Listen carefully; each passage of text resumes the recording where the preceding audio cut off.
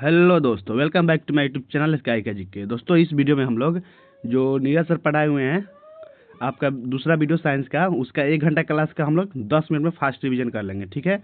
और ये वीडियो जो एलपी टेक्नीशियन जेई जो आने वाला एग्जाम है उस सब के लिए बहुत इंपॉर्टेंट होने वाला है, क्योंकि इसमें प्रीवियस क्वेश्चन भी है और एक्सपेक्टेड क्वेश्चन भी है, ठीक है। तो आज ये दूसरा वीडियो हमारा भी होगा, तो चलिए शुरू करते हैं बिना समय गवाएं। पहला क्वेश्चन देखते हैं। स्टेनलेस स्टील प्राप्त करने के लिए लोहा में निम्नलिखित में से किस धातु को मिलाया जाता है, बताइए। तो स्टेनलेस स्टील प्राप्त करने के लिए लोहा में क्या मिलाता है दोस्तों? तो हम लोग मिलाएंगे निकेल और क्रोमियम। आंसर हो गया आपका निकेल और क्रोमियम, तो ऑप्शन नंबर ए सही हो जाएगा, ठीक है। और उसमें क्या होता है, लोहा निकेल क्रोमियम होता है स्टेनलेस स्टील में, याद रखिएगा। ये एलपी का पूछा हुआ क्वेश्चन है पिछले ईयर का, ठीक है दोस्तों। नेक्स्ट आगे बढ़ते हैं। तो दूसरा क्वेश्चन होगा हमारा, पृथ्वी की त्रिज्या और चंद्रमा की त्रिज्या का अनुपात कितना वो है, बताइए। पृथ्वी की त्रिज्या और चंद्रमा की त्रिज्या का अनुपात कितना है? तो है 3.7:1 हो जाएगा। इसका आंसर ऑप्शन नंबर बी हो जाएगा, ठीक है दोस्तों। आगे बढ़ते हैं और यहाँ से रेडियस पूछ लेता है कभी कभी। तो पृथ्वी का रेडियस कितना होता है? 6.37 10 के पावर 6, और चंद्रमा का रेडियस होता है 1.74 10 के पावर 6, ठीक है। तो इससे निकालेंगे रेशियो, तो आपका आ जाएगा लगभग उतना जितना सर। आगे बढ़ते हैं, द्रव्यमान भी देख लीजिएगा, वो भी कभी कभी पूछ लेता है। नेक्स्ट है, निम्नलिखित तत्वों के संयोजी इलेक्ट्रॉनों की संख्या के साथ मिलाना है, ठीक है। तो चलिए मिलाते हैं। तो आपका सोडियम में संयोजी इलेक्ट्रॉन की संख्या कितना होता है दोस्तों? तो सोडियम का परमाणु इलेक्ट्रॉनिक विन्यास 281 हो गया, तो इसका संयोजी इलेक्ट्रॉन कितना हो जाएगा? तो इसमें हो जाएगा एक, लास्ट में जो बचता है वो संयोजी इलेक्ट्रॉन कहलाता है, ठीक है। तो इसका संयोजी इलेक्ट्रॉन ये हो गया, तो दूसरा से मिल जाएगा, ठीक है। उसके बाद ऑक्सीजन है, तो ऑक्सीजन का 2 अच्छा होता है, तो इसमें कितना और संयोजी इलेक्ट्रॉन होगा इसका? तो इसका 6 हो जाएगा दोस्तों, ठीक है। और एल्युमिनियम का इलेक्ट्रॉनिक विन्यास 283 हो गया, तो इसका संयोजी इलेक्ट्रॉन कितना होगा? 3 होगा, तीसरा सही मिल गया। और चौथा है आपका क्लोरीन, तो क्लोरीन का होता है 287 होता है, तो इसका इलेक्ट्रॉनिक विन्यास निकाल लिया। उसके बाद संयोजी इलेक्ट्रॉन कितना हो गया? 7 हो गया दोस्तों, ठीक है। तो इसका आंसर कौन सा हो गया? ऑप्शन नंबर ए हो गया, ठीक है। आगे बढ़ते हैं। नेक्स्ट क्वेश्चन है, 25 डिग्री सेल्सियस पर समुद्री जल और आसुत जल में ध्वनि की चाल का अंतर लगभग कितना होता है? तो दोनों के चाल का अंतर लगभग 33 मीटर प्रति सेकंड होता है दोस्तों, ठीक है। जान लेते हैं किसमें कितना होता है, तो ये भी देख लीजिए। आपका होता है एल्युमिनियम में 64 से 20 मीटर प्रति सेकंड होता है, निकल में 60 मीटर प्रति सेकंड होता है। स्टील पूछ लेता है दोस्तों, तो स्टील में 59-60 मीटर प्रति सेकंड होता है, ठीक है। और लोहा में पूछेगा तो 59-50 है, ब्रास में 4700 है, और ग्लास में फिलांट ग्लास में कितना 3980 है। हमसे पूछा था वाटर और आसुत वाटर का, ठीक है। तो समुद्री जल का में होता है 1531 मीटर प्रति सेकंड, और आसुत जल में होता है 1458 मीटर प्रति सेकंड। तो दोनों का अंतर कितना था दोस्तों? 33, उसका आंसर हो गया था। और पूछ लेता है इथेनॉल में तो 12 से 7 होता है, मेथेनॉल में 11 से 3 होता है, और आपका पूछ लेगा हवा में 346 होता है 25 डिग्री सेल्सियस पर, ठीक है। ये सभी जो है 25 डिग्री सेल्सियस पर है दोस्तों। तो इसका आंसर 33 हो गया। आगे बढ़ते हैं हम लोग।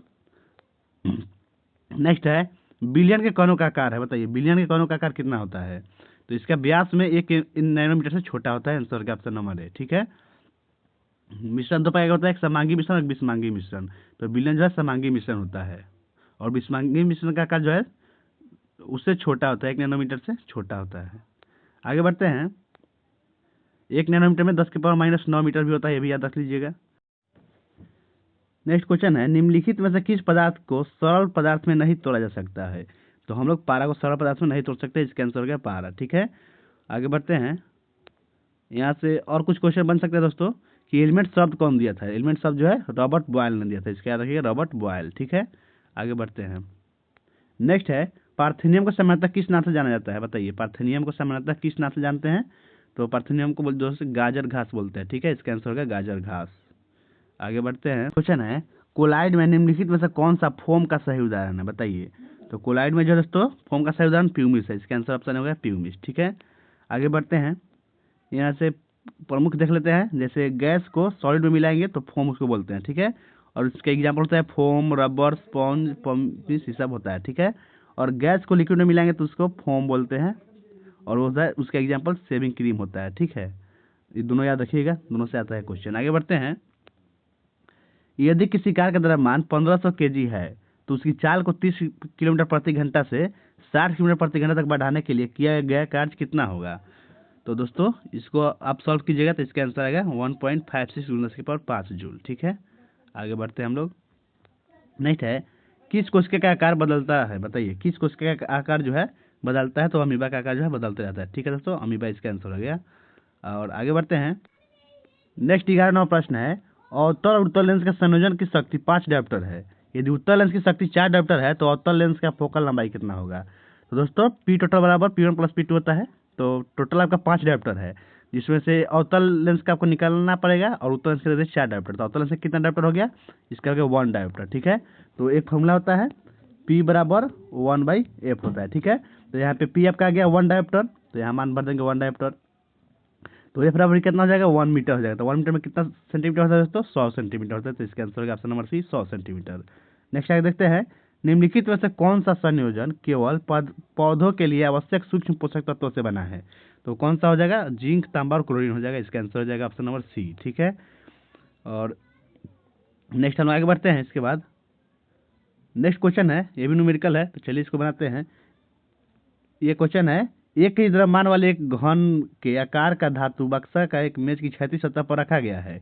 यह मानते हुए कि गुरुत्वीय त्वरण 10 मीटर प्रति सेकंड स्क्वायर है, तो मेज की सतह पर लगने वाला प्रणोद कितना होगा। ठीक है, तो प्रणोद बराबर क्या होता है फॉर्मूला दोस्तों, mg होता है। तो एम दिया है आपका 1 ग्राम 1 kg और जी दिया है 10, तो कितना हो जाएगा, 10 न्यूटन हो जाएगा। तो इसका आंसर ऑप्शन बी हो जाएगा 10 न्यूटन। ठीक है, नेक्स्ट आगे बढ़ते हैं, निम्नलिखित में से किस पौधे में स्वबलित पत्तियां यानी वेरीगेटेड लीव्स पाई जाती है। तो किसमें पाया जाता है, मनी प्लांट में। ठीक है, इसका आंसर हो गया option number A, money plant. आगे बढ़ते हैं, देखिए ये क्वेश्चन कहाँ से लिया गया, ये आपका एनसीईआरटी से है। गमले में लगा एक सबलिंग पत्ती, उदाहरण के लिए मनी प्लांट या क्रोटन का पौधा, ऐसा भी जो है इसका उदाहरण है सबलिंग पत्ता का। ठीक है, आगे बढ़ते हैं, नेक्स्ट निम्नलिखित तत्वों में से उनकी संगत परमाणु क्रमांक से सम्मिलित करना है। ठीक है, तो निकल का परमाणु क्रमांक कितना होता है बताइए। तो निकल का 28 होता है, तो चौथा से मिल गया ये। उसके बाद टंगस्टन का कितना होता है, तो टंगस्टन का 74 होता है, तो तीसरा से मिल गया। और मरकरी का कितना होता है दोस्तों, 80 होता है, तो 80 से मिला दिए। और उसके बाद बच गया कौन सा आपका, यूरेनियम बच गया। तो यूरेनियम जो है 92 पर है दोस्तों। ठीक है, तो इसका आंसर हो गया ऑप्शन नंबर सी हो गया। यहाँ कुछ मिस्टेक था तो सुधारा गया है। ठीक है, आगे बढ़ते हैं, नेक्स्ट क्वेश्चन है, 10 के द्रव्यमान के एक बक्से पर 20 सेकंड तक कार्यरत बल का परिणाम ज्ञात कीजिए। यह बक्से के वेग को 5 मीटर प्रति सेकंड से बढ़ाकर 15 मीटर प्रति सेकंड कर देता है। ये कैसे बनेगा दोस्तों, आपका एक फॉर्मूला था F बराबर m में। तो हमको तो m तो मालूम है, लेकिन a मालूम नहीं है। ये मतलब त्वरण, तो त्वरण निकालने के लिए फॉर्मूला आएंगे v माइनस u/t। ठीक है, तो यहाँ v अंतिम वेग हो गया और u हो गया प्रथम वेग। तो 15 में से 5 गया 10, t हो गया 20। तो 10/20 कितना होता है दोस्तों, तो होता है इसका तो 0.5 हो जाएगा। ठीक है, तो ए का मान 0.5 हो गया और एम का मान हो गया आपका, तो ए का मान हो गया 10 kg। ठीक है, तो दोनों गुना करेंगे तो कितना न्यूटन बल हो जाएगा, तो बल हो जाएगा दोस्तों 5 न्यूटन। तो इसका आंसर हो गया option number C, 5 newton answer होगा। ठीक है, नेक्स्ट है आपका, निम्नलिखित में से कौन सा अणु प्रोटीन बनाने के लिए सूचना स्रोत के रूप में कार्य करता है। तो आपका डीऑक्सी राइबोन्यूक्लिक एसिड यानी डीएनए। ठीक है, आगे बढ़ते हैं, नेक्स्ट क्वेश्चन है आपका, 18 कैरेट गोल्ड में एयू का प्रतिशत कितना है। 18 कैरेट गोल्ड में एयू का परसेंटेज कितना होता है, तो होता है यानी 75% जो होता है उसमें सोना होता है। ठीक है, 18 कैरेट वाला में। और पूछ लेता है तो निकालते कैसे है दोस्तों, तो टोटल सोना होता है 24 कैरेट का। ठीक है, इसमें अगर 18 कैरेट का गोल्ड है तो उसमें कितना गोल्ड है, तो 18/24 करेंगे और गुना 100 करेंगे, तो इससे निकल जाएगा दोस्तों 75%। ठीक है, यानी उसमें 75% सोना होता है। आगे बढ़ते हैं, तो नेक्स्ट आपका क्वेश्चन है, चट्टानी मधुमक्खी को वैकल्पिक रूप से किस नाम से जानते हैं बताइए। चट्टानी मधुमक्खी को किस नाम से जानते हैं, तो उसका नाम है एपिस डोर्साटा। आंसर होगा एपिस डोर्साटा। ठीक है, नेक्स्ट आगे बढ़ते हैं, मलेरिया परजीवी किस प्रकार का अलैंगिक प्रजनन दर्शाता है बताइए। मलेरिया परजीवी जो है किस प्रकार का अलैंगिक प्रजनन दर्शाता है। सभी जो है दोस्तों प्रीवियस ईयर का ही है। ठीक है, तो आने का संभावना ज़्यादा है आपके अगले एग्जाम में।